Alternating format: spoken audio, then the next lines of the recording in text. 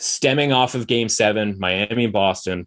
Everybody asking me, I'm sure everybody asking you guys, the Jimmy Butler 3 at the end of the game. If Jimmy had time to sort of call timeout, Saved by the Bell, Zach Morris style, really old reference there. Simon doesn't even get it. He's too young.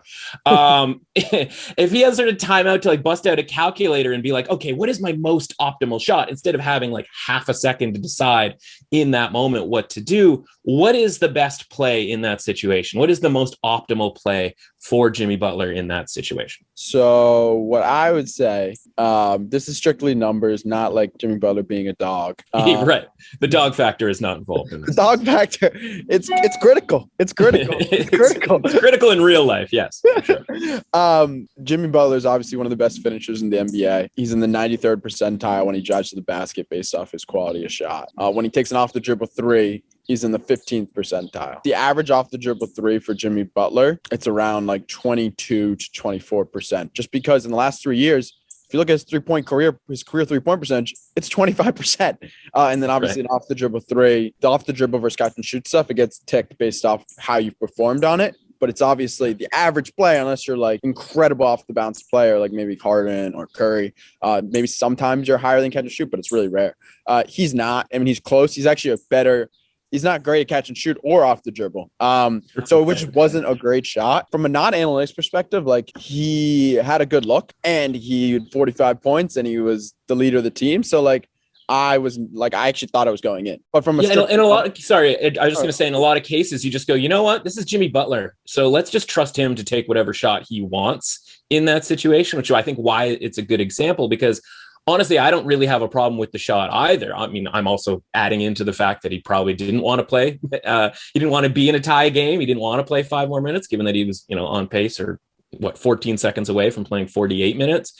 But, and help me out here. Maybe I'm wrong. So if he's 22%, let's just say, then the expected points on that shot, is that 0.66? Yes. Is that how that would work? Yeah. Okay. So then what is it if he drives for 2 there? Because I mean, it's obviously not a guaranteed 2, but I'd like to think it's higher than 0.66, especially if he's at the 93rd percentile. It would be around 1.4, just including the foul probability, because he draws so many fouls. The one interesting thing about that, though, end of game, I feel like the refs also, there's some likelihood of the refs not calling as many fouls, just so want to play through. But it also is Jimmy Butler driving, so who knows? He's in the 92nd percentile free throw rate. So he when he drives to the basket, he makes it, gets an and one, or gets fouled, an insanely high probability of the time. And it was a 2-point game, and he's an incredible free throw shooter. So from a strictly analytics perspective, would have said to drive. And I think it's an example teams use with coaches too. Obviously, this is the highest scale, Game 7 example, but for college coaches, a guy will be I can make that shot. I'm a great mid-range guy. I'm a great 3-point off the bounce shooter. But I'm a dog. I'm a dog. I even use the dog argument for Jimmy in this case. But I feel like this is one of those examples where it would have been in the Heat's best interest if he drove, tied the game, and played it out with the fatigue factor. I don't even knowing Jimmy. I mean, I don't know personally, but just his personality. I feel like he wasn't even thinking oh, I'm tired. It's just more I want to be the one to win this game right now. I got this. Fun rimmed it because he's tired, bro.